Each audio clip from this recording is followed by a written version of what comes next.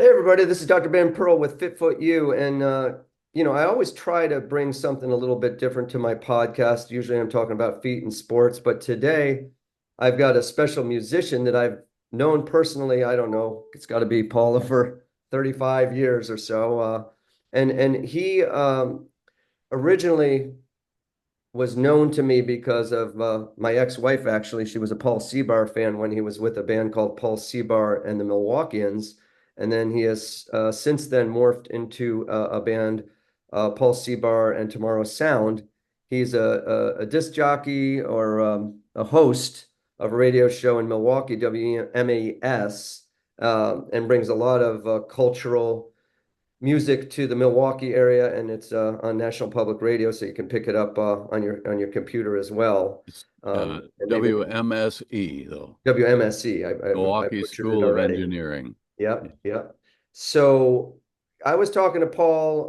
I've crossed paths with him a couple times. I've ran into him randomly at the New Orleans Jazz Fest, which I went to this year for the first time in a few years.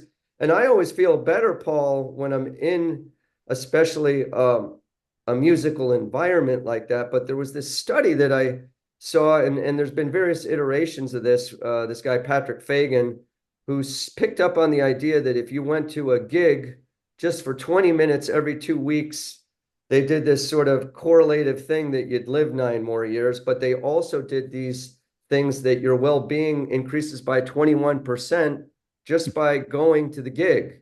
So, you would imagine, as I would, that when I listen to like you play, you're feeling good and the endorphins go, or if you got your favorite Pearl Jam tune go, whatever the case may be. So I was sort of going to invoke your thoughts on music, and it's certainly your whole life. And um, I always know that I've tapped into, your songs and others when I've been having the blues or when I just feeling like pumping up my energy. So what can you tell me from a musician side of the fence?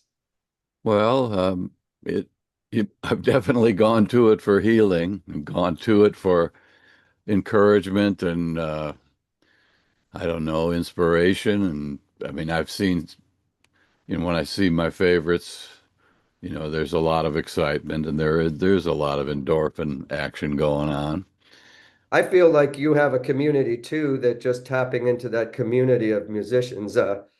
It's one thing to have your fans, but you guys are going through the grind on the road, the roadies. And I think that's a special community connection that's part of music. I don't know if you have any stories of uplifting stories or things that happened on road trips that were, kind of on the road with Jack Kerouac that you could share with us, or anything that you'd like to share otherwise.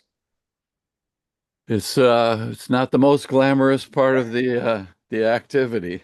I No. do enjoy it, and I enjoyed it more when there were CD players and cassette players in vans.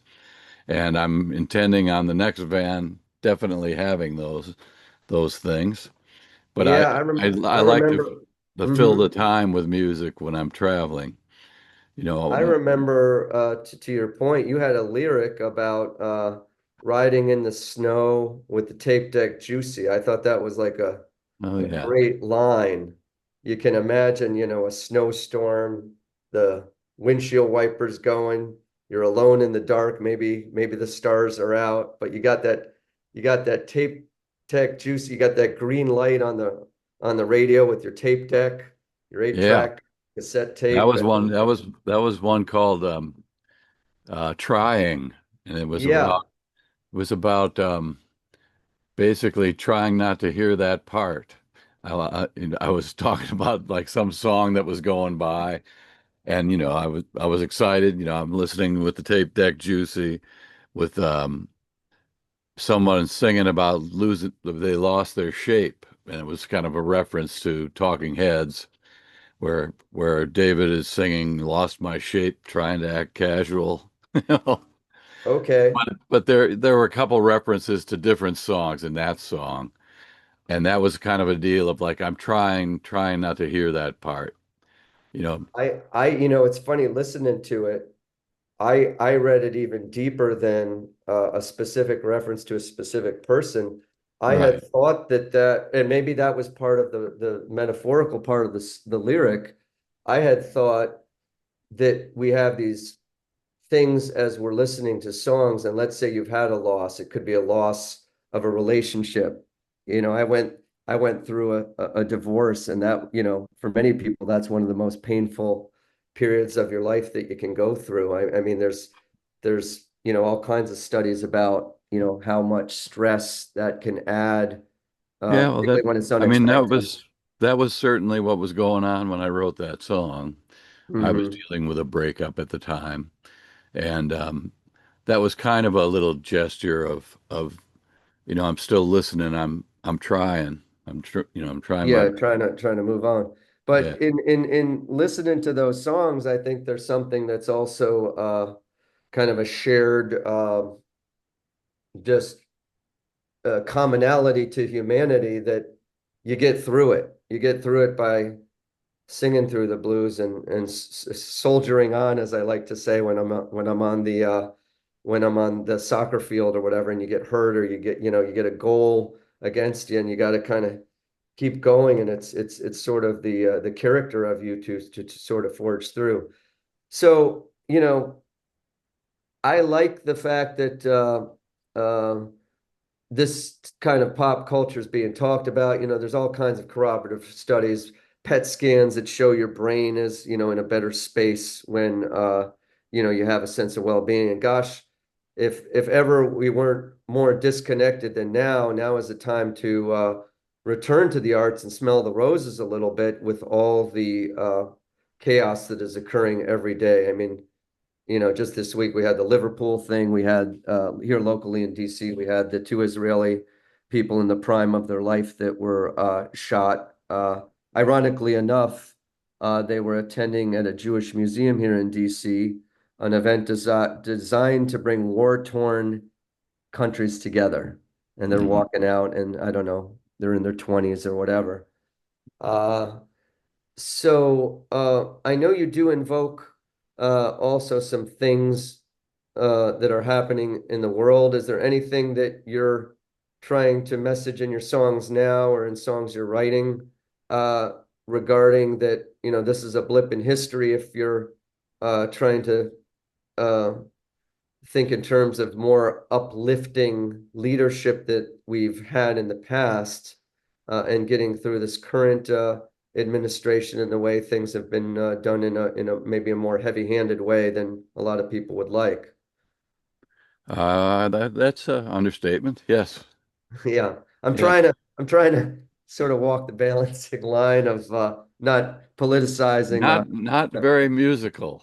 Yeah, That yeah, would be my yeah. I'm sure you have some stronger my little phrases. Well, maybe share a story or two that you'd like to say about anything that has been meaningful in the, I know you're a big fan of the Jazz Fest. I always see that you look very happy down there. And you don't always have to perform. So I guess there's not that performance pressure for you.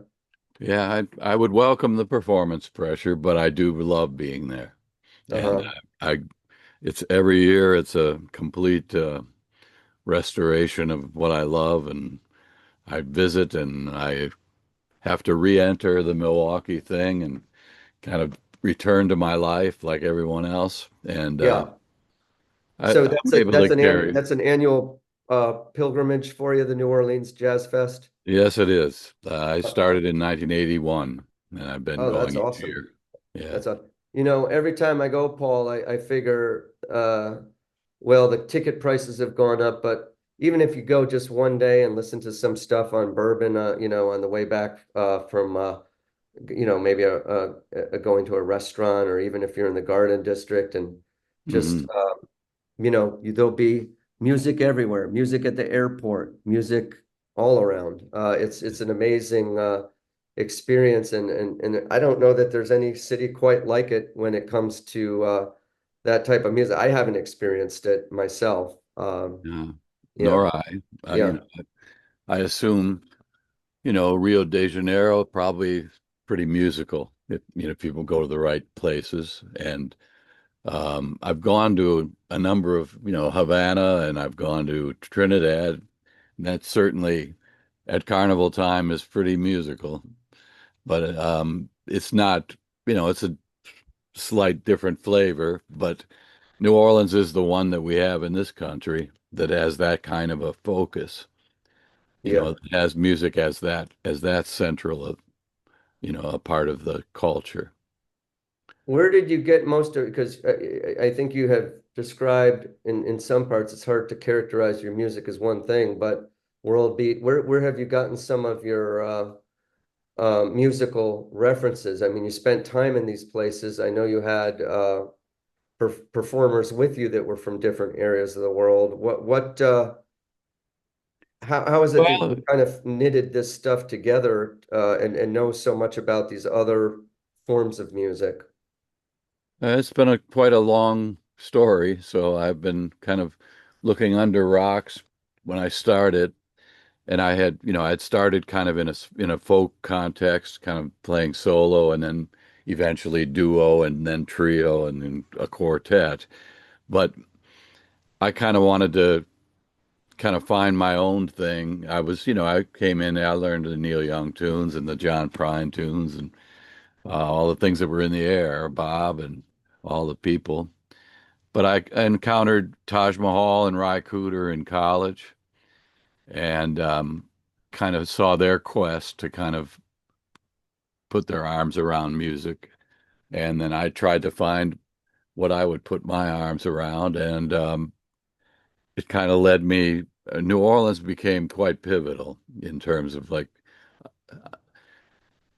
I mean, the Midwest was very pivotal in that there was a scene for dancing to live music, particularly in Minneapolis, also in Milwaukee. So I gravitated toward that once I kind of saw that I wanted. When I was away in college, I started dancing, and I realized that dancing wasn't like an embarrassing thing, but that it was actually like an endorphin creator and a humanizer. And realized that the dancers were all along having more fun than the guys that were standing around going, well, I don't know about that. I Yeah. wonder about that.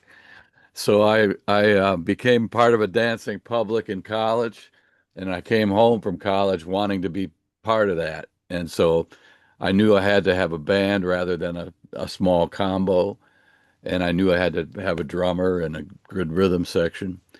And then Hmm. I kind of gravitated toward kind of the spirit, the humor in New Orleans music and the rhythm thing in New Orleans music. And then that led me to the rhythm thing in like Puerto Rican music and Cuban music to like calypso music, reggae, all these things. It's funny because a lot of your path has paralleled a guy that was in high school, two guys that were in high school a year behind me, Chris Watling and Alan McEwen, and Yeah. they invoke a lot of that calypso, although they started out more as I guess, a nod to the grandsons of the pioneers, but then got Hmm. more into other other avenues. Dear friends and Yeah, yeah. compatriots. Yep, yep. Well, and I credit music for my children because had I not met Derek Houston at the Taste of DC, which isn't quite as lively as New Orleans, Yeah, uh, I but it's never would have met happening. my wife at the time, Laura, and then never would have had two wonderful children, Aiden and Serena. So uh, I'll tell you one quick music story, and then I'm gonna let you do a little bit of a song or whatever you feel like playing. I Okay. had, I think, one of the most um, mm, surreal concerts one could ever have. I was getting ready to go to the airport back to reality, and you were coming in, and I was staying at Derek's house, and I was taking a shower, and you were just prepping for your gig and just playing some tunes. And I thought, I don't know how many times somebody's been able to take a shower and not just have their radio or their Walkman or Oh some yeah. shower thing hanging on their, but no, I had live music. And I think I even kicked the door a little bit open so I can hear it a little bit better. That was pretty cool. Well, all Well, we right. got, Glad it worked yeah, for that. Yeah, Derek is a dear, dear friend. he's a good And guy.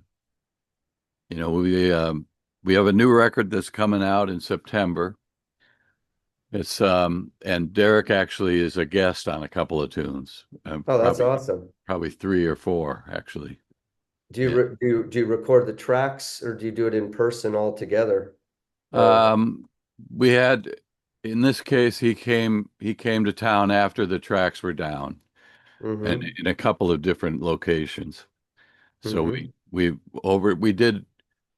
did like the horns together for a couple of the tunes. We did most of the recording in Chicago, and we did a couple of tunes here in Milwaukee.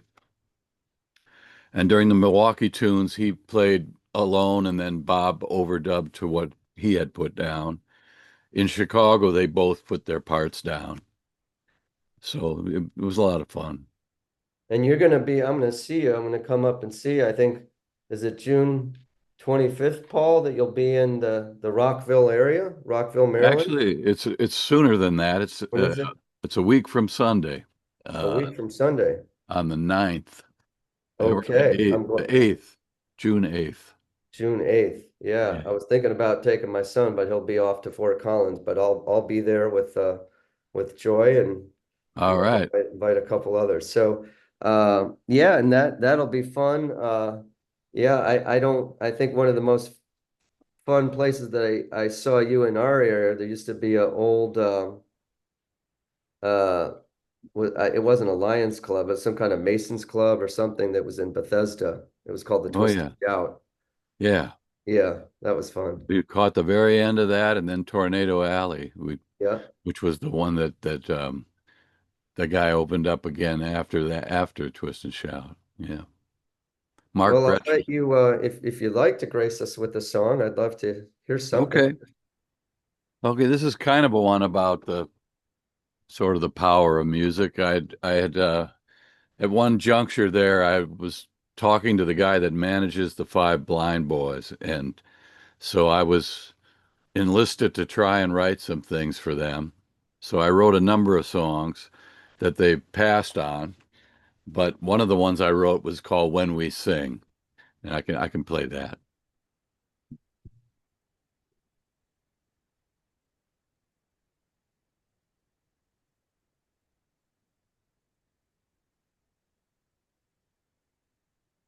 We put a lot behind us when we sing.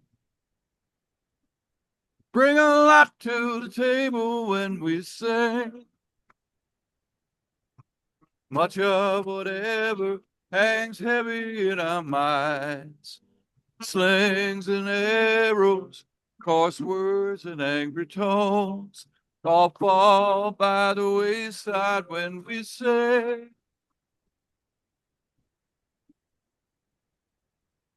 we bring home into being when we sing. We edge our summer and lonesome when we sing. And all the ways we get to being lost and on a limb is tempered by the feeling that we're no more alone. We all come together when we sing. When I sing all by my lonesome, it can be a troubled call. I'm crying out for Karen in the night. When I lend my voice to something we can keep to, out of all this wrongness, suddenly some right and real delight. Way ahead of ourselves when we sing. We're up and fully at 'em when we sing. If there's something pressing, it'll have to wait. No point in rushing into the mire. For we all can come together when we sing. We're off the ground and winging when we sing. when we say, when we say.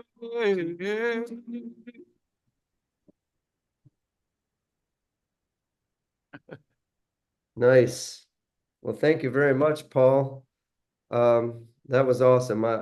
So if people want to see you in my neck of the woods, where should they find those tickets, Paul? That's at Hank Deedle's in Rockville, Maryland. That's next Sunday night. I think that's the 8th. Uh-huh. And for those that are in the greater Milwaukee area, what is your next thing out there in the Midwest? The next thing out in Milwaukee, I believe, is our Summerfest date, which is on the 28th of June. Okay, We'll be at Summerfest in the afternoon at 4 o'clock till 6 or 4 to 5:30 or something like that. And that's on the Harley Davidson stage. that sounds like a lot of fun. I'll have to when the stars align, I'll have to get out to Milwaukee one day and check that out. Well, Paul, thank you so much for doing this. I'll see you in person at in Rockville, checking it out, and look forward to hearing you on the bandstand and cutting it loose. I'll be sure All to right. be moving my feet. All right. I like the idea. Okay. Thanks, Ben. Yeah, man. I was riding with my lover, we're listening to the hard one. Try not to hear that part. Oh, we're trying not to take it personal. We keep trying not to take it to heart. Rolling with my lover, we had to take Black Tuesday with someone singing about the head and the hair. Rolling with my lover down through the ice and snow. Try not to hear that